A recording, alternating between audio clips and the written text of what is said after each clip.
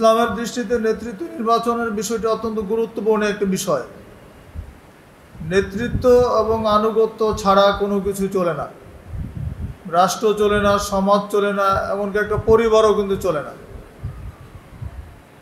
যদি সেখানে যোগ্য নেতা আসে, সুন্দরভাবে পরিচালনা সম্ভব হয়, আর অযোগ্য অথর্ব হলে বিপদের কোনো শেষ নেই।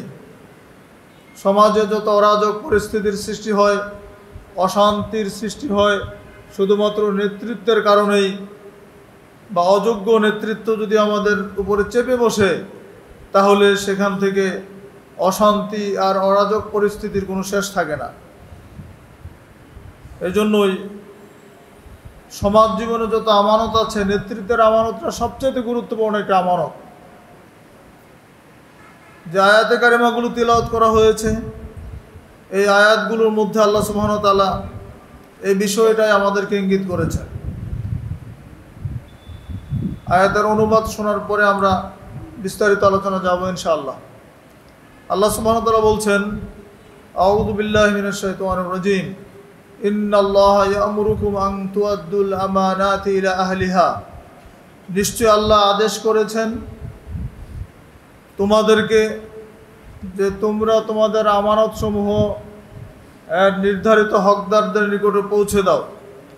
ওয়াইদা হাকামতুম বাইনান নাস আন তাহকুমু বিল আদল। আর যখন তোমরা বিচার করবে তখন ন্যায় বিচার করবে। ইন্নাল্লাহা নি'ম্মা ইয়া'iযুকুম বিহ। নিশ্চয় আল্লাহ তোমাদেরকে কতই না উত্তম উপদেশ দিচ্ছেন। ইন্নাল্লাহা কানা সামিআম বাসীরা। নিশ্চয় আল্লাহ সর্বশ্রোতা এবং সর্বদ্রষ্টা। ইয়া আইয়ুহাল্লাযীনা আমানু আতিউল্লাহ ওয়া আতিউর রাসূল ওয়া উলিল আমরি মিনকুম। হে ঈমানদারগণ, হে বিশ্বাসীগণ, তোমরা আল্লাহর আনুগত্য করো এবং তার রাসূলের আনুগত্য করো, আর তোমাদের নেতৃবৃন্দের আনুগত্য করো।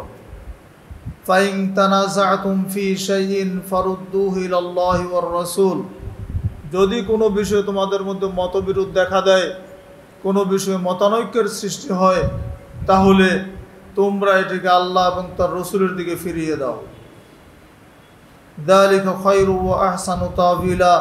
এটাই হচ্ছে কল্যাণকর এবং প্রতিদানের দিক দিয়ে উৎকৃষ্টতর। আলাম তারা ইলাল্লাযীনা ইয়াজউমুনা আন্নাহুম আমানু বিমা উনজিলা ইলাইক। আপনি কি দেখেননি তাদের দিকে যারা ধারণা করে যে নিশ্চয়ই তারা ঈমান এনেছে যা নাজিল করা হয়েছে তোমার প্রতি এবং তোমার পূর্ববর্তীদের প্রতি। ইউরিদুনা আন ইয়াতাহাকামু ইলাত তাগুত। তারা তাগুতের নিকটে ফয়সালা পেশ করতে চায়। ওয়াকাদ উমিরু আন ইয়াকফুরু বিহ। অথচ আল্লাহ রাব্বুল আলামিন আদেশ করেছেন, নির্দেশ দিয়েছেন তার সাথে কুফরি করতে, অস্বীকার করতে, অর্থাৎ তাগুতের সাথে কুফরি করতে আল্লাহ আদেশ করেছেন। ওয়া ইউরিদুশ শাইতানু আন ইউদিল্লাহুম দালালাম বাঈদা। শয়তান চায় তোমাদেরকে দূরতম ভ্রষ্টতার মধ্যে নিক্ষেপ করতে। সূরা নিসার উপরোক্ত তিনটি আয়াতে দায়িত্ব ও নেতৃত্ব যথাযোগ্য স্থানে অর্পণ, নেতৃত্ব নির্বাচন ও নেতৃত্বের প্রতি আনুগত্য প্রদর্শন এবং সকল বিবাদীয় বিষয় আল্লাহ তার রাসূলের প্রদত্ত সিদ্ধান্তকে চূড়ান্ত হিসাবে গ্রহণ করার নির্দেশ প্রদান করা হয়েছে। এই আয়াতগুলোর মধ্যে, তিনটা আয়াতের মধ্যে নেতৃত্ব আনুগত্যের কথা আসছে, দায়িত্বের আমানতের কথা এসেছে, আল্লাহ এবং তার রাসূলের দিকে সুপর্দের কথা এসেছে, ইসলামের নেতৃত্ব নির্বাচন, নেতা যে লাগবে সেটারও গুরুত্ব এখানে তুলে ধরা হয়েছে। এখন প্রশ্ন হচ্ছে, নেতৃত্ব তো লাগবে, নেতা ছাড়া তো সমাজ চলে না, তো নেতাটা কিভাবে বাছাই করতে হবে? এটা হচ্ছে আমাদের আলোচ্য বিষয়। গণতান্ত্রিক নেতৃত্ব নির্বাচন এবং ইসলামের নেতৃত্ব নির্বাচন, এই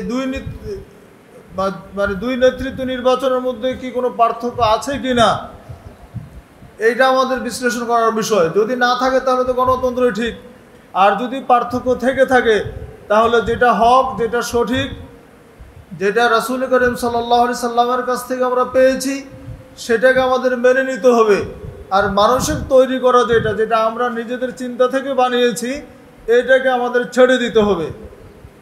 নেতৃত্ব আল্লাহ রসুলের জামানায় ছিল, তারপরে খোলাফে রাশিদিন ছিল, আইএমএ মুস্তাহিদের আমলে ছিল। তখন কিভাবে নেতৃত্বের নির্বাচনটা হয়েছিল, তারা কিভাবে খলিফা হয়েছিলেন, সেই ইতিহাসটা আমাদের সামনে রাখতে হবে। কারণ ইসলামকে আমরা নিঃসন্দেহে পরিপূর্ণ একটি জীবন বিধান হিসেবে মেনে নেই।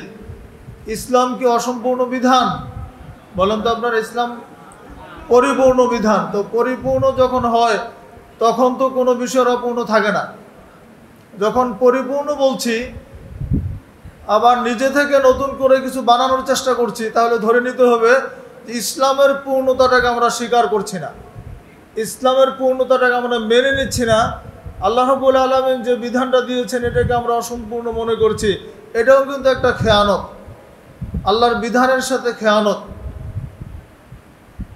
আমরা প্রচলিত গণতান্ত্রিক নেতৃত্ব নির্বাচনটা কিভাবে হচ্ছে এটা আমরা সহজে জানি, সহজে বুঝি।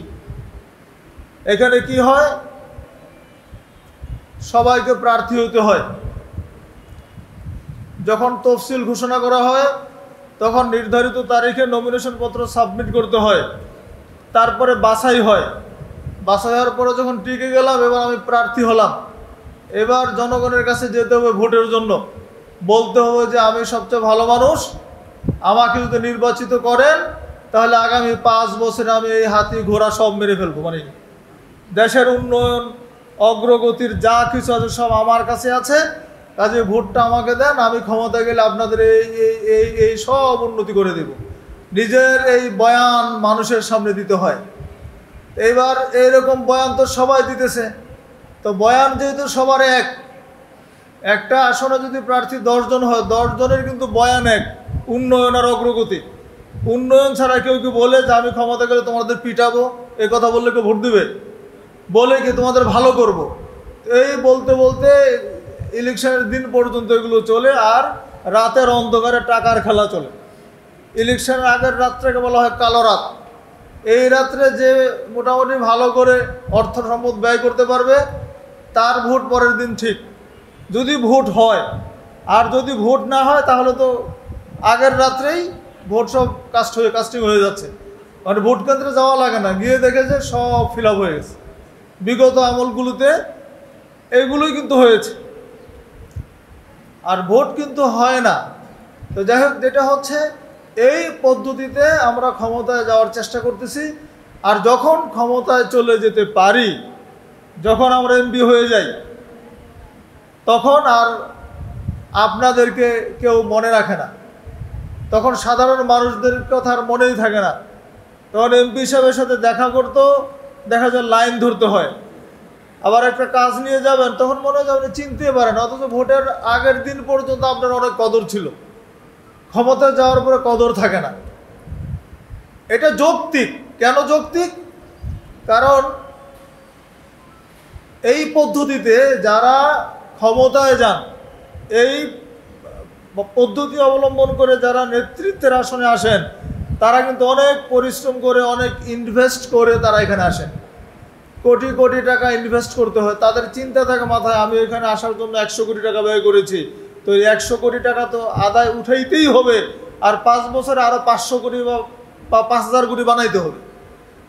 তো তিনি তো তার ইনকামের চিন্তা করতেছেন। মানে এই নেতৃত্ব নির্বাচনটাকে একটা বিজনেসের সাথে তুলনা করা যায়। ইনভেস্ট করে এবং প্রফিট করে, প্রফিটটা কার কাছ থেকে করে? জনগণের টাকা মেরে করে, জনগণের পয়সা মারে। এই যে ব্যাংকে যে টাকাগুলি রাখে, কে রাখে? জনগণ রাখেন না। এখন তো ব্যাংকে টাকাই না, টাকা গেছে কোথায়? ওই নেতারা সব নিয়ে ভাগছে।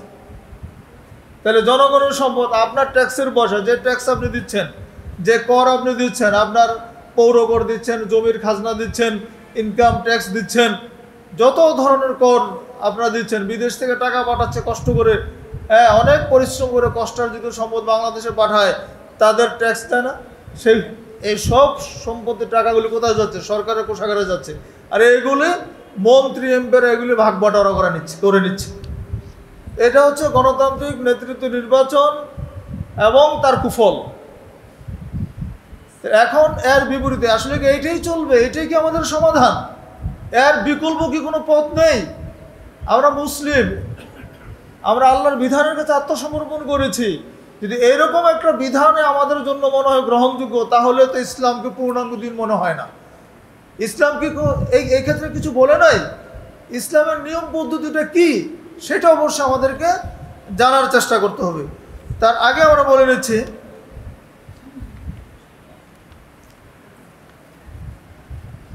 নেতৃত্বের গুরুত্ব আসলে অনেক বেশি।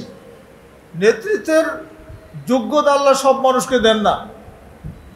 এখানে যারা এসেছেন আলহামদুলিল্লাহ, নেতৃত্বের যারা দায়িত্বশীল তারা এসেছেন, অনেক কর্মী এসেছেন। বরং তো প্রত্যেক জেলায় সবাই কি নেতা হওয়ার যোগ্যতা রাখে? আমরা তো কমিটি গঠন করতে গেলে 10 জনকে খুঁজে পাই না যে যারা নেতৃত্ব দিতে পারবে, খুব কঠিন, কষ্ট হয়ে যায়। তাহলে নেতৃত্বের যোগ্যতাটা এটা আল্লাহ প্রদত্ত মনে করতে হবে। আল্লাহ সুবহানাহু ওয়া তাআলা সব মানুষকে এই যোগ্যতা দেন না। আল্লাহ যাদেরকে দেন খাস করে তাদের জন্য এটা। নিঃসন্দেহ সমাজ পরিচালনার জন্য নেতৃত্ব একটা অপরিহার্য বিষয়। নেতৃত্ব ব্যতীত সমাজে এক পাও চলতে পারবে না। এমনকি শুধু মানুষ নয়, আল্লাহর অন্যান্য সৃষ্টির মধ্যেও নেতৃত্ব আছে। অন্যান্য সৃষ্টির মধ্যে পাখির দিকে তাকান, বনের পশুর দিকে তাকান, আপনি ছোট্ট সৃষ্টি মৌমাছির দিকে তাকান, আরও ক্ষুদ্র সৃষ্টি পিপিলিকার দিকে তাকান, সেখানেও দেখবেন কি নেতৃত্ব এবং আনুগত্য আছে। তাদেরও একজন লিডার আছে, আমির আছে, তারও আনুগত্য করে তারা চলে। শুধু মানুষের মধ্যে নয়, প্রত্যেকটা সৃষ্টির মধ্যে নেতৃত্ব আছে। আর নেতৃত্বের গুরুত্ব এত বেশি এই কারণে রাসূল করিম সাল্লাল্লাহু আলাইহি সাল্লামের ইন্তেকালের পরে তার দাফনের আগে খলিফা নির্বাচন করা হয়েছিল। আবু বকর সিদ্দিক রাদিয়াল্লাহু আনহু খলিফা বাছাই করে নির্বাচিত করে মনোনীত করার পরে রাসূলের দাফন হয়েছে। এমনকি আবু বকর সিদ্দিক রাদিয়াল্লাহু আনহু তিনিও তার পরবর্তী খলিফা ওমর ফারুক রাদিয়াল্লাহু আনহুকে মনোনীত করে যান। এমনকি ওমর ফারুক রাদিয়াল্লাহু আনহু তিনি অসুস্থ অবস্থায় সে আহত অবস্থায় তিনি কাতরাচ্ছেন, সেই অবস্থায়ও তিনি খলিফাকে হবেন, খেলাফতের চিন্তা করেছেন। আর এই চিন্তা থেকে তিনি পরবর্তী খলিফার জন্য তিনি একটি খলিফা প্যানেল তৈরি করে দিলেন যে তোমরা 3 দিনের মধ্যে একজন খলিফা বাছাই করে নেবে। দেখেন ইসলামে খেলাফতের গুরুত্ব কত বেশি, নেতৃত্বের গুরুত্ব কত বেশি। আবু সাঈদ খুদরি রাদিয়াল্লাহু আনহু তিনি বলেন, রাসূলুল্লাহ সাল্লাল্লাহু আলাইহি ওয়াসাল্লাম বলেছেন, ইদা খারাজা সালাসাতুন ফি সাফারিন ফালিউআমিরু আহাদাহুম। যখন তোমাদের কেউ 3 জন যদি কোনো সফরে বের হয়, ইদা খারাজা সালাসাতুন ফি সাফার, কোনো সফরে যদি তোমরা 3 জন বের হও, তাহলে তারা যেন এই 3 জনের একজনকে আমির বানিয়ে নিন। 3 জন সফরে গেল, একজন আমির, তার মানে এখানেও নেতৃত্ব এবং আনুগত্যের বিষয়টা চলে এসেছে। আবু হুরায়রা রাদিয়াল্লাহু আনহু বর্ণিত তিনি বলছেন, একদিন একজন আরবি ব্যক্তি, বেদুইন ব্যক্তি রাসূল করিম সাল্লাল্লাহু আলাইহি ওয়াসাল্লামের মাজলিসে আসলেন। এসে জিজ্ঞেস করলেন যে মাতাস সাআ, কিয়ামত কখন সংঘটিত হবে? কিয়ামত কখন সংঘটিত হবে এই প্রশ্ন করলেন একজন সাহাবী এসে রাসূল করিম সাল্লাল্লাহু আলাইহি ওয়াসাল্লামের নিকটে। তখন রাসূল বললেন কি, ইযা দুইয়াতিল আমানা ফান্তাযিরিস সাআ, যখন আমানত বিনষ্ট হবে তখন কিয়ামতের অপেক্ষা করো। আমানত যখন থাকবে না তখন কিয়ামত হবে। তখন ওই সাহাবী আবার জিজ্ঞেস করলেন, কাইফা ইদাআতুহা, হে আল্লাহর রাসূল সাল্লাল্লাহু আলাইহি ওয়াসাল্লাম, কিভাবে আমানত বিনষ্ট হয়ে যাবে? আমানত বিনষ্ট হওয়ার কি পদ্ধতি, কিভাবে হবে? তখন তিনি বললেন, ক্বালা ইদা উসিদাল আমরু ইলা গায়রি আহলি ফান্তাযিরিস সাআ, যখন অযোগ্য ব্যক্তিদেরকে নেতা বানানো হবে, অযোগ্য ব্যক্তিদেরকে যখন নেতৃত্বের আসনে বসানো হবে, তখন তোমরা কিয়ামতের অপেক্ষা করো। তাহলে দেখেন কিয়ামতের সাথে নেতৃত্বের একটা যোগসূত্র আছে। নেতা যদি অযোগ্য হয় তাহলে কিয়ামত ঘনিয়ে আসবে। নেতা যদি দিনদার না হয়, পরহেজগার না হয়, ইনসাফকারী না হয়, তাহলে কিয়ামতে গিয়ে আসবে। তাহলে নেতৃত্বের গুরুত্ব এত বেশি। আর এই নেতৃত্বের মধ্যে মানে যারা নেতৃত্বে আসবেন তারা যদি সৎ হন, ন্যায়পরায়ণ হন, আদেল হন, তাদের জন্য তো সুসংবাদ আছে। তাদের জন্য শ্রেষ্ঠ নেতাকে ইমামুন আদেল। রাসূল করিম সাল্লাল্লাহু আলাইহি ওয়াসাল্লাম বলেছেন 7 শ্রেণীর মানুষ আরশের ছায়ার নিচে জায়গা পাবে না। সাবাতু ইযুল্লাহুমুল্লাহু ফি যিল্লিহি লা যিল্লা ইল্লা যিল্লুহু ইমামুন আদেল। যেদিন আল্লাহর ছায়া ব্যতীত আর কোনো ছায়া থাকবে না, সেদিন আল্লাহর ওই ছায়ার নিচে 7 শ্রেণীর মানুষ থাকতে পারবে, জায়গা পাবে। তার মধ্যে 1 নম্বরে যার কথা বলা হয়েছে ইমামুন আদেল, ন্যায়পরায়ণ শাসক যিনি হবেন তিনি থাকতে পারবেন। শাসক যদি ন্যায়পরায়ণ হন, নীতিবান হন, তাহলে তার জায়গা হবে আল্লাহর আরশের নিচে, আল্লাহর ছায়ার নিচে। তাহলে নেতার গুরুত্ব কত বেশি দেখেন। আউফ বিন মালিক রাদিয়াল্লাহু আনহু থেকে বর্ণিত অন্য একটা হাদিস আসছে, এটা সহিহ বুখারীর হাদিস বললাম। আউফ বিন মালিক রাদিয়াল্লাহু আনহু থেকে বর্ণিত, তিনি বলছেন রাসূলুল্লাহ সাল্লাল্লাহু আলাইহি ওয়াসাল্লাম বলেছেন, খিয়ারু আইম্মাতিকুমুল্লাযীনা তুহিব্বুনাহুম ওয়া ইউহিব্বুনাকুম। তোমাদের মধ্যে নেতাদের মধ্যে সর্বোত্তম হচ্ছে তারাই যাদেরকে তোমরা ভালোবাসো, ওয়া ইউহিব্বুনাকুম, তারাও তোমাদেরকে ভালোবাসে। সর্বোত্তম নেতা কারা, সে কথা বলতে গিয়ে রাসূল করিম সাল্লাল্লাহু আলাইহি ওয়াসাল্লাম বলেছেন, ওই নেতাই হচ্ছে সর্বোত্তম যিনি তোমাদেরকে ভালোবাসেন, তোমরাও তাকে ভালোবাসো। ওয়া ইউসাল্লুনা আলাইকুম ওয়া তুসাল্লুনা আলাইহিম, তোমরা নেতার জন্য দোয়া করো, নেতাও তোমাদের জন্য দোয়া করে।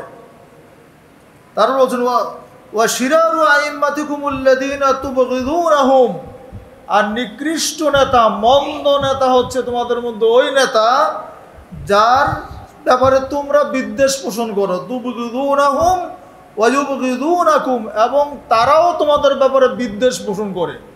নেতাও বিদ্বেষ পোষণ করে, এবং কর্মী যারা আছে, যারা অনুসারী আছে, প্রজা যারা আছে, তারাও বিদ্বেষ পোষণ করে।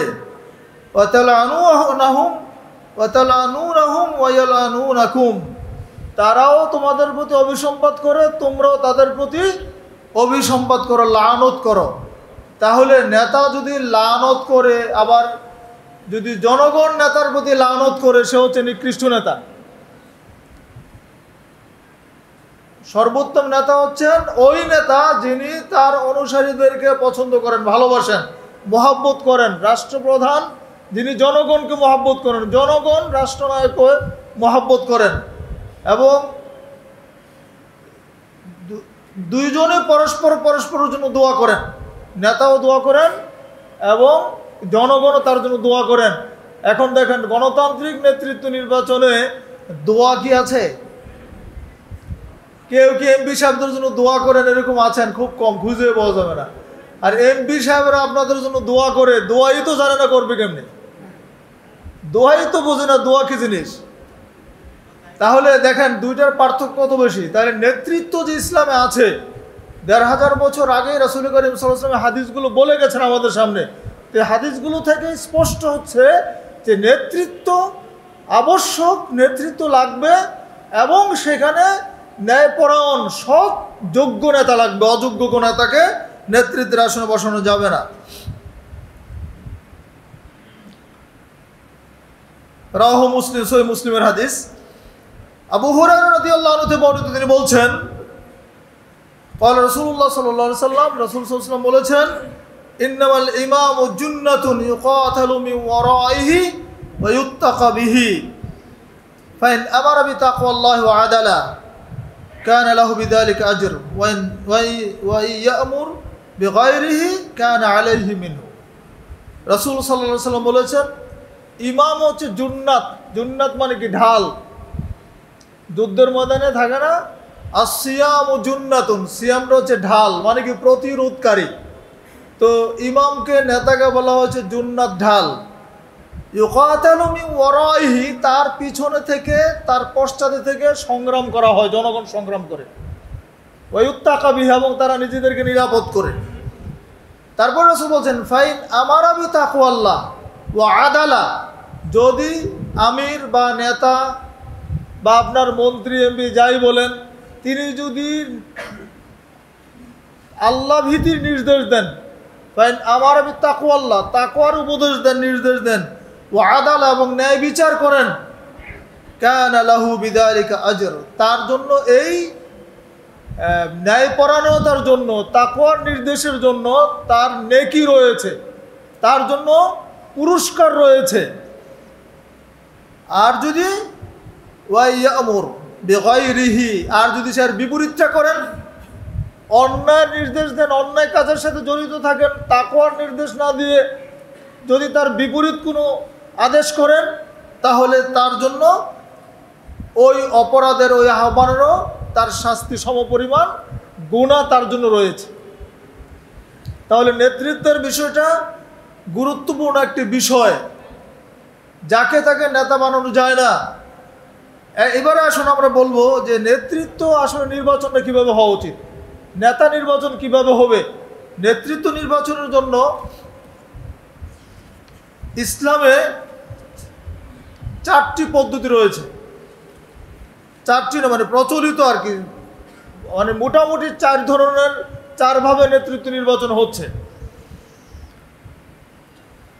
অর্থাৎ বর্তমান বিশ্বে যে নেতৃত্ব নির্বাচন চলছে, এগুলো যদি আমরা বিশ্লেষণ করি এবং রাসূল করিম সাল্লাল্লাহু আলাইহি ওয়াসাল্লামের জামানা থেকে যে নেতৃত্ব নির্বাচন হয়েছে, সব মিলে 4 ধরনের নেতৃত্ব নির্বাচন 4 ভাবে হয়ে থাকে। 1 নম্বর হচ্ছে ওসিয়ত ভিত্তিক, অর্থাৎ ওসিয়ত তো বুঝি আমরা, তাই না? ওসিয়ত করে যাওয়া, কাউকে নির্ধারিত করে যাওয়া।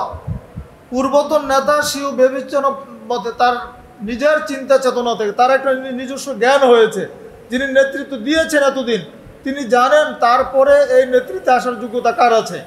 তিনি তার পরবর্তী দায়িত্বশীল পরবর্তী খলিফা নির্বাচন করে যাবেন, যেটা সকলে মেনে নেবেন। যেমন হযরত আবু বকর সিদ্দিক রাদিয়াল্লাহু আনহু এবং ওমর রাদিয়াল্লাহু আনহু নির্বাচন এইভাবে হয়েছিল। আর রাসূল সাল্লাল্লাহু আলাইহি ওয়াসাল্লাম আবু বকরকে মনোনীত করে গিয়েছিলেন, আর আবু বকর সিদ্দিক রাদিয়াল্লাহু আনহু ওমর রাদিয়াল্লাহু আনহুকে মনোনীত করে গিয়েছিলেন। এখানে কোনো ভোটাভুটি হয় নাই, তারা কেউ দায়িত্ব চেয়ে নেন নাই বা প্রার্থী হন নাই। তাহলে পূর্বতন নেতা তিনি তার পরবর্তী নেতাকে কি করলেন, বাছাই করে গেলেন। এটার নাম হচ্ছে ওসিয়ত ভিত্তিক নেতৃত্ব নির্বাচন। 2 নম্বর হচ্ছে পরামর্শ ভিত্তিক নেতৃত্ব নির্বাচন। যেমন আগের নেতা যোগ্য ব্যক্তিদের সাথে পরামর্শ করে একজনকে নেতা নির্বাচন করেন। যিনি বর্তমানে খলিফা আছেন, আমির আছেন, তিনি সমাজের বা রাষ্ট্রের যোগ্যতম ব্যক্তি যারা আছে তাদের সাথে পরামর্শ করে তিনি পরবর্তী একজন নেতা নির্বাচন করবেন। অথবা তিনি একটা প্যানেল তৈরি করে দিবেন, মজলিসের শুরা বানিয়ে দিবেন, পরামর্শ পর্ষদ বানিয়ে দিবেন, যারা পরামর্শের ভিত্তিতে তার পরবর্তীতে কে খলিফা হতে পারে, কে খেলাফতে অধিষ্ঠিত হওয়ার যোগ্যতা রাখেন, তারা পরামর্শক্রমে তাকে বানিয়ে নেবেন। তাহলে 2 নম্বর হচ্ছে পরামর্শ ভিত্তিক, যেটা করেছিলেন ওসমান রাদিয়াল্লাহু আনহুর ক্ষেত্রে ঘটেছিল। আমরা বলবো ঘটনাটা। ওসমান রাদিয়াল্লাহু আনহুর যখন খলিফা হলেন, ওমর রাদিয়াল্লাহু আনহু তো ওসমান রাদিয়াল্লাহু আনহু সরাসরি বলে দেন নাই, তিনি উসমানের কথা বলেন নাই, আলীর কথা বলেন নাই, তিনি একটা 6 জনের একটা খলিফা প্যানেল বানিয়ে দিয়েছিলেন, যারা পরামর্শের ভিত্তিতে পরবর্তীতে হযরত ওসমান রাদিয়াল্লাহু আনহুকে খলিফা মনোনীত করেছিলেন। আর 3 নম্বর হচ্ছে রাজতান্ত্রিক, রাজা, যেটা রাজতন্ত্র আমরা সহজে বুঝি আর কি। রাজতন্ত্র ওয়ার্ল্ডের বিভিন্ন দেশে রাজতন্ত্র এখনো চলছে। তো সেখানে রাজা তার সন্তানদের মধ্য থেকে যাকে যোগ্য মনে করেন তাকে পরবর্তী রাজা হিসাবে তিনি নির্বাচন করে যান। রাজতন্ত্র, রাজার ছেলে রাজা, রাজা তার হয়তো 5টা সন্তান আছে, তার মধ্যে নেতৃত্ব দেওয়ার যোগ্যতা যার মধ্যে আছে, সব সন্তানের কি একই যোগ্যতা হবে? হবে না কিন্তু। তো যার নেতৃত্ব দেওয়ার যোগ্যতা আছে তাকে তিনি মনোনীত করে যাবেন। এটা হচ্ছে রাজতন্ত্রের বিষয়, রাজতান্ত্রিক। আর 4 নম্বর হচ্ছে গণতান্ত্রিক, যেটা এখন আমাদের দেশে সহ ওয়ার্ল্ডের বিভিন্ন দেশে চলছে। এখানে পূর্বতন নেতার কোনো ভূমিকা নেই, আগের প্রধানমন্ত্রী বা রাষ্ট্রপতির কোনো ভূমিকা এখানে নেই। প্রাপ্তবয়স্ক ভোটারদের অধিকাংশের ভোটের মাধ্যমে নির্দিষ্ট মেয়াদন্তে একটি দল বা একজন নেতা নির্বাচিত হন। এই পন্থায় অনেকগুলো দল নেতৃত্ব নিয়ে যুদ্ধে লিপ্ত হয়, নির্বাচনী যুদ্ধ অবতীর্ণ হয়, তাই না? অতঃপর পরাজিত দলসমূহের প্রাপ্ত সম্মিলিত ভোট যদি বিজয়ী দলের চেয়ে বেশিও হয়, তথাপিও তারা নেতা হতে পারেন না। যে নেতৃত্ব নির্বাচন, সেখানে আমরা মূলত সংখ্যালঘুদের শাসন বলি এটাকে। কেন বলি? এখানে আসলে অধিকাংশের রায় কিন্তু তিনি পান না। একটা উদাহরণ দিলে বুঝতে পারবেন। ধরেন একটা আসনে যদি 100টা ভোট থাকে, সেখানে যদি 10 জন প্রার্থী হন, তো 10 জনের মধ্যে 8 জনে 10টা করে ভোট পেয়েছেন, 80টা ভোট পেয়েছেন। তো 8 জনের ভোট হচ্ছে 10টা করে সমান 80, আর একজন পেয়েছেন 11টা, একজন পেয়েছেন 9টা। তাহলে 11টা যিনি পেয়েছেন তিনি একটা বেশি পাইলেন, তাই না? তাহলে একটা ভোট বেশি পেয়েছেন মাত্র। তাহলে 100 জন ভোটারের মধ্যে মাত্র 11টা ভোট পেয়েছেন, বাকি 89 জন কিন্তু ওনাকে ভোট দেন নাই। তাহলে 89 জন বেশি না 11 জন বেশি? বলেন কোনটা বেশি? কোনটা বেশি? 89 জন বেশি। তাহলে 89 জন কিন্তু ওনাকে ভোট দেন না, যিনি এমপি হইলেন। এমপি কিন্তু হয়েছেন 11 জনের ভোট পেয়ে। তাহলে তিনি কি অধিকাংশের রায় পেলেন বা অধিকাংশের সমর্থন পেয়ে আসলেন না? তিনি সংখ্যালঘুদের সমর্থন নিয়ে এমপি হইলেন। এটা একটা শুভঙ্করের ফাঁকি এখানে। আর একটা হচ্ছে এখানে এই মানে ভোটের রাজনীতিতে গিয়ে যেটা সবচেয়ে মানে ডিমেরিট যে বিষয়টা, সেটা হচ্ছে এখানে মানুষের মাথা গোনা হয়, মাথার মগজ গোনা হয় না। এখানে পুঁটি মাছ আর ইলিশ মাছ এক দরে বিক্রি হয়, যেটা আমরা কালকেও শুনেছি। মানে ভোটের কোনো মানে ক্রাইটেরিয়া নাই। এখানে ইউনিভার্সিটির প্রফেসরের যে ভোট, সমাজের একদম নিম্ন পর্যায়ের যে ব্যক্তিরা আছে, যারা 4th ক্লাস মানুষ যারা আছে, মুচি মেথর যারা, আরও খারাপ ভাষা বলে যারা কি বলে ব্যবসাবৃত্তির সাথেও যারা জড়িত, তার ভোটও কিন্তু সমান, একই মান। এখন বিশ্ববিদ্যালয়ে যদি 100 জন প্রফেসর একজনকে ভোট দেয়, আর 101 জন মেথর মুচি যদি আরেকজনকে ভোট দেয়, এমপি কে হবে? নিঃসন্দেহে মেথর মুচিদের ভোটে যিনি মানে এমপি হয়ে যাবেন। তাহলে এখানে 100 জন প্রফেসরের মাথার কোনো দাম দেওয়া হলো? এটার নাম হচ্ছে গণতন্ত্র। এবার একটা মূর্খতন্ত্র আর কি। বন্ধুরা আমার, তাহলে ইসলামী খেলাফত নেতৃত্ব নির্বাচন যারা করতে হবে, দেখেন ইসলামের 4 খোলাফায়ে রাশিদিনের যে নেতৃত্ব নির্বাচনটা ছিল, তারা কিভাবে করেছিলেন? আবু বকর সিদ্দিক রাদিয়াল্লাহু আনহুটা শুনলেন, ওমর ফারুক রাদিয়াল্লাহু আনহুটাও তো শুনলেন, এবং উসমান রাদিয়াল্লাহু আনহুর সময় 6 জনের একটা খলিফা প্যানেল করে দেওয়া হলো। কে করে দিলেন? ওমর ফারুক রাদিয়াল্লাহু আনহু করে দিলেন। তিনি যখন মৃত্যুর শয্যায়, তিনি আহত, এই আহত অবস্থায় তিনি অসুস্থতার যার কারণে কাতরাচ্ছেন, তখনই তিনি খেলাফত চিন্তা করতেছেন কি করবেন। তখন তিনি 6 জনের নাম ঘোষণা করলেন। কে? ওসমান, আলী, তালহা, জুবায়ের, আব্দুর রহমান বিন আউফ এবং সাদ বিন আবি ওয়াক্কাস। এই 6 জনকে বললেন, তোমাদেরকে দিয়ে একটা খলিফা প্যানেল করে দিলাম, তোমরা 3 দিনের মধ্যে পরবর্তী খলিফা নির্বাচন করো। 3 দিন সময় বেঁধে দিলেন। এবার তারা আব্দুর রহমান বিন আউফ, তিনি এখানে সবচেয়ে বড় ভূমিকা পালন করলেন। তিনি 5 জনকে, তার ইন্তিকালের পরে 5 জনকে ডেকে তিনি বললেন, আপনারা নেতৃত্বকে 3 জনের মধ্যে সীমাবদ্ধ করে নেন। মানে 6 জনের মধ্যে 3 জনের মধ্যে নেতৃত্বকে সীমাবদ্ধ করে নেন। এই কথা বলার পরে তখন জুবায়ের কি করলেন? সে নেতৃত্বকে আলীর উপরে সুবোধ করলেন যে আমি আলীকে সমর্থন করলাম, আমি আর নেতৃত্বে আসবো না। তারপর তালহা উসমানের উপর ছেড়ে দিলেন যে উসমান খলিফাতে আসবে, আমি আর আসবো না, আমি নিজেকে কি করলাম? গুটিয়ে নিলাম। এবং আব্দুর রহমান বিন আউফ তিনিও নেতৃত্ব থেকে বেরিয়ে আসলেন। তাহলে না, আব্দুর রহমান আউফ নয়, আরেকজন সাদ বিন আবি ওয়াক্কাস, তিনি আব্দুর রহমান আউফের উপরে দায়িত্ব দিয়ে তিনিও বের হয়ে গেলেন। তাহলে বাকি থাকলেন 3 জন, ওসমান, আলী এবং আব্দুর রহমান ইবনে আউফ রাদিয়াল্লাহু আনহু। 3 জনের মধ্যে খলিফা নির্বাচন হবে। এবারে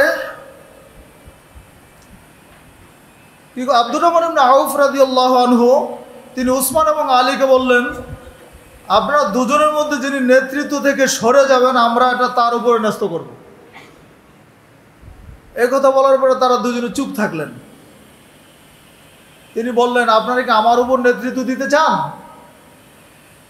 আল্লাহর কসম করে বলছে, আমি নিজেকে নেতৃত্ব থেকে গুটিয়ে নিয়েছি, আমি নেতা হব না। আপনাদের 2 জনের মধ্যে একজনকে নেতা হতে হবে। এটা বলার পরে তিনি দুইজনের সাথে পৃথক পৃথকভাবে কথা বললেন। ওসমানের সাথে কথা বললেন আলী সম্পর্কে, আলীর সাথে কথা বললেন উসমান সম্পর্কে, যে যদি ওসমানকে খলিফা বানাই আপনি কি আনুগত্য করবেন। আবার আলীর কাছে গিয়ে ওসমানের নাম বললেন, ওসমানের কাছে গিয়ে আলীর কথা বললেন। মানে দুইজনের সাথে তিনি ইন্ডিভিজুয়ালি কথা বলে তাদেরকে মেন্টালি প্রস্তুত করে নিলেন। তারপরে তিনি যে কাজটা করলেন, সমাজের গণ্যমান্য ব্যক্তি যারা আছেন, সেই সময় আরবের যারা জ্ঞানীগুণী মানুষ আছেন, তাদের সাথেও পরামর্শ করলেন। দিন রাত নির্ঘুম তিনি মানে কষ্ট করলেন যে নেতৃত্ব কার হাতে দিবেন, এত বড় একটি আমানত, এটা কার হাতে তিনি সুপোর্ট করবেন। এই চিন্তা থেকে তিনি দিন রাত সমাজের নেতৃস্থানীয় মানুষ যারা আছে তাদের সাথে পরামর্শ করলেন। করার পরে তিনি একটা সিদ্ধান্ত উপনীত হলেন। তিনি মসজিদ নববীতে দুইজনকে সাথে নিয়ে ঢুকলেন। ওসমান এবং আলী রাদিয়াল্লাহু আনহু দুইজনকে সাথে নিয়ে তিনি মসজিদ নববীতে ঢুকলেন। অতঃপর তিনি রাসূল করিম সাল্লাল্লাহু আলাইহি ওয়াসাল্লাম মিম্বরের উপরে দাঁড়িয়ে ওসমান রাদিয়াল্লাহু আনহুর হাতকে নিজের হাতের মধ্যে ধরে উঁচু করে ধরে আল্লাহর কাছে এই দোয়া করলেন, মানে ওসমানকে মনোনীত করলেন।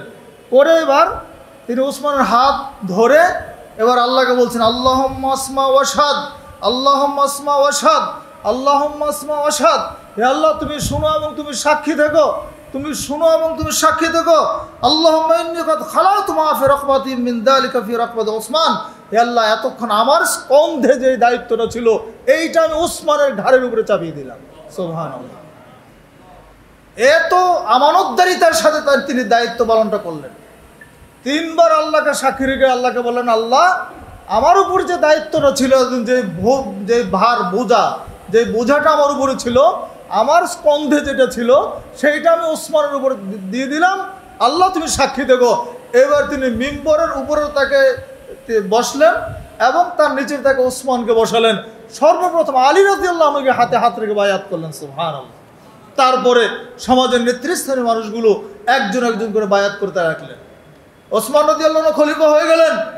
রক্তপাত হয় নাই, প্রার্থী হতে হয় না, ভোটাভুটি করতে হয় নাই, কোনো ক্যাম্পাস করতে হয় নাই। তারা নেতৃত্বের আসনে আসার জন্য কাউকে বলেন নাই যে ভাই একটু বলেন না আমাকে যেন বানায়, বলেন নাই। তারপরে যখন তার আমল শেষ হয়ে গেল, আলী রাদিয়াল্লাহু আনহু দেখেন, আলী রাদিয়াল্লাহু আনহু খলিফা হতে না হওয়ার জন্য তিনি পালিয়ে বেড়াচ্ছেন। চিন্তা করা যায়, ওসমানের পর তো আলী হবেন, এটা খুবই স্বাভাবিক ব্যাপার। তারপরেও তিনি তাকে যেন খলিফা না করা হয়, এত বড় বিশাল দায়িত্ব যেন তার স্কন্ধে না আসে, সেই জন্য তিনি ঘরের মধ্যে ঢুকে দরজা লাগিয়ে দিয়েছে। কিন্তু জনগণকে মানে আপনার মধ্যে যোগ্যতা থাকলে আপনি জেলার মধ্যে আপনি যোগ্যতম, আপনাকে সভাপতিত্ব না চাইলেও করতেই হবে। আপনি পালাই যাবেন কোথায়? পারবেন না তো। কিন্তু যোগ্যতা না থাকলে যত লবিংকে করেন আপনার উপরে কিন্তু দায়িত্ব আসবে না। দায়িত্বটা আমানত, আল্লাহর পক্ষ থেকে আপনাকে বাছাই করলে আল্লাহ যখন চাইবেন তখন হয়ে যাবে ইনশাল্লাহ। যারা করবেন তাদের মধ্যে একটা কি মনের মধ্যে একটা আগ্রহ তৈরি হবে আপনার প্রতি, তাহলে এটা সম্পূর্ণ আল্লাহর পক্ষ থেকে আসে। তা আলী রাদিয়াল্লাহু আনহু যখন ঘরের মধ্যে ঢুকে আছেন, দরজা লাগিয়ে দিয়েছেন, তখন লোকেরা সেখানে গিয়ে দরজা ধাক্কাতে শুরু করলো দরজা খোলার জন্য। দরজা খুললেন, তালহা এবং জুবাইরের নেতৃত্বে একদল লোক ঘরের ভিতরে ঢুকে আলী রাদিয়াল্লাহু আনহু বললেন, ইন্না হাযাল আমরা লা ইউমকিনু বাকাউহু বিলা আমিরিন।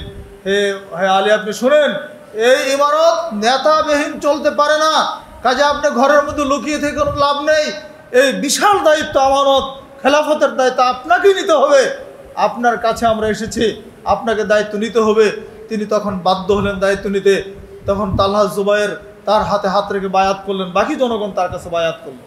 এইভাবে তারা খলিফা হলেন, এইভাবে তারা রাষ্ট্রনায়ক হলেন। ভোটাভুটি করে হন নাই, নেতৃত্ব চেয়ে নিয়ে হন নাই। ঠিক এই পদ্ধতিটা এখন কি করা যাবে না? করা কি কঠিন বলেন?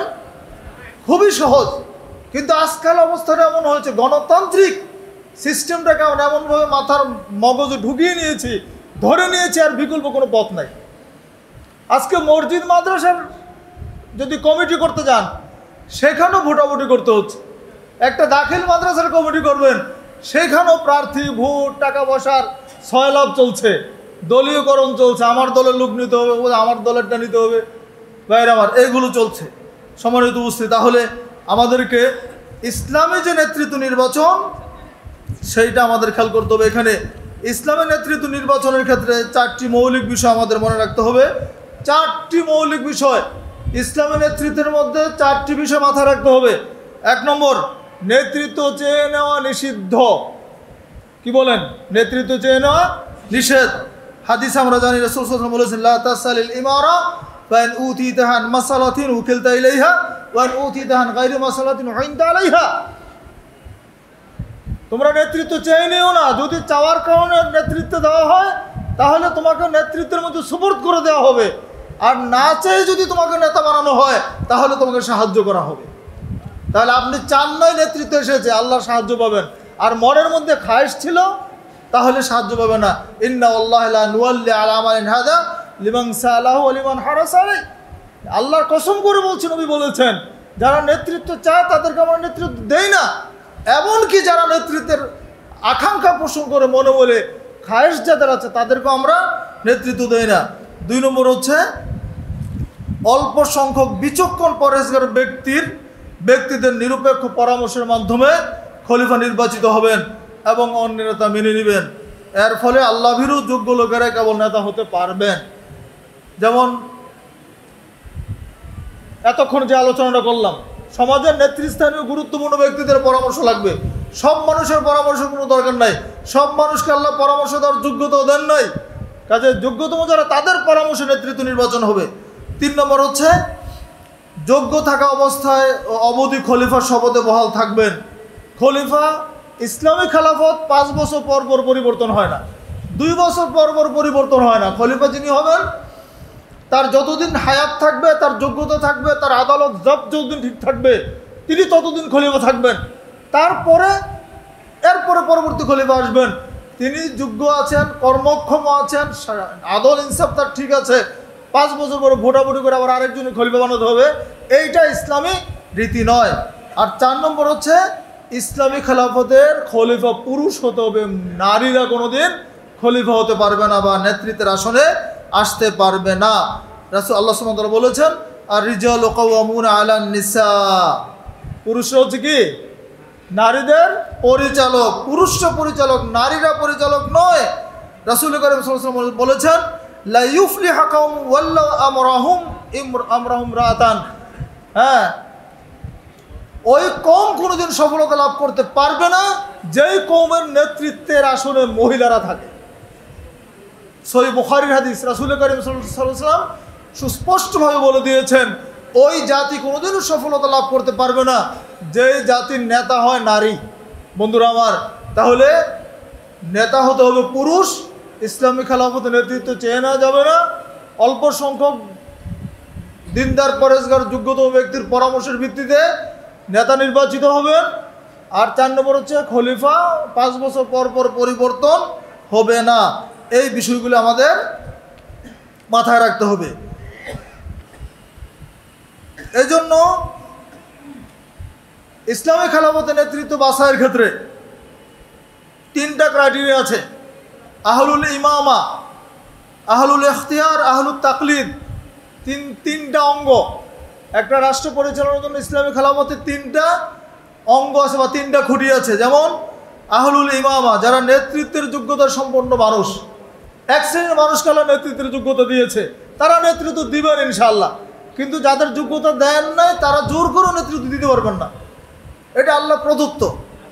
আর আহলুল ইখতিয়ার, যারা নেতৃত্ব বাছাইকারী হবেন, নেতৃত্ব বাছাই করার এক ধরনের লোক থাকবে, বিচক্ষণ ব্যক্তি থাকবেন, যারা নেতৃত্ব বাছাই করবেন, নেতা নির্বাচন করবেন।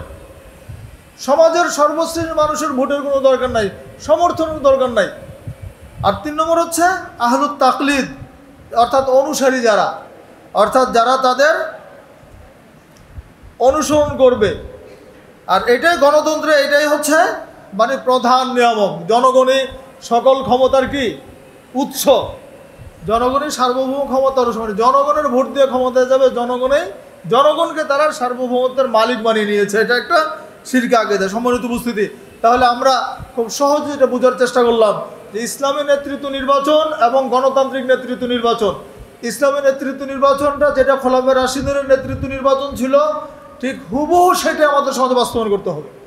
আহলে হাদিস আন্দোলন বাংলাদেশ সেই লক্ষ্যে কাজ করে যাচ্ছে এবং এটাই আমরা করতে চাচ্ছি, এটাই আমরা দাবি করছি এবং আমাদের সাংগঠনিকভাবে এটাই কিন্তু প্র্যাকটিস আছে, এটা আমরা করতেছি। আর গণতান্ত্রিক নেতৃত্ব নির্বাচন ব্যবস্থা যেটা, এটার সাথে ইসলামের কোনো সম্পর্ক নেই, এটা মানুষের তৈরি করে। এটা আব্রাহাম লিঙ্কন বানিয়েছে আমেরিকা। দেখেন আমেরিকাতে কিন্তু গণতন্ত্র নাই, যে আমেরিকা থেকে গণতন্ত্রের জন্ম, সেখানেও কিন্তু ভোটাভুটি কীভাবে হয়, ইলেকটোরাল ভোট আছে, তাই না? ইলেকটোরাল ভোটে এই জনগণের যে ভোট হয়, সেই ভোটে যিনি প্রার্থী বা যদি অধিক ভোটও তিনি পান, তারপরেও তিনি কিন্তু মনোনীত হতে পারেন না। ইলেকটোরাল ভোটে যদি তিনি হেরে যান, পপুলার ভোট যেটাকে বলা হয়, 2012 সালে আপনার আলগোর আর বুশের মধ্যে আলগোর কিন্তু 10 লাখ মানে ভোট বেশি পেয়েছিল, পপুলার ভোট। জনগণ যে ভোটটা দেয় 10 লক্ষ ভোট বেশি পেয়েও তিনি প্রেসিডেন্ট হতে পারেন নাই, কারণ ইলেকটোরাল ভোটে তিনি হেরে গেছেন। 5টা ভোট বেশি পেয়েছিল বুশ। তাহলে ইলেকটোরাল ভোট মানে জ্ঞানী গুণী মানুষদেরকে নিয়ে তারা 538 জনের একটা প্যানেল তৈরি করে রেখেছে। দেখেন আমেরিকার কথা বলি, আমেরিকা যেখানে গণতন্ত্রের সবচেয়ে বেশি বুলিয়া ওরা যারা, এবং সেটাকে আমরা অনুসরণ করতেছি। আমেরিকাতে 538টা ইলেকটোরাল ভোট আছে, যেটা সমাজের রাষ্ট্রের জ্ঞানীগুণী মানুষ। তাহলে আপনি প্রত্যেকটা রাজ্যে 50টা রাজ্য আছে, প্রত্যেকটা রাজ্যের যত ভোটই আপনি পান, যদি ইলেকটোরাল ভোটে গিয়ে আপনি কম পান, অর্ধেকের কমে যায় বা সংখ্যাগরিষ্ঠ না হন, তাহলে আপনি প্রেসিডেন্ট হতে পারবেন না।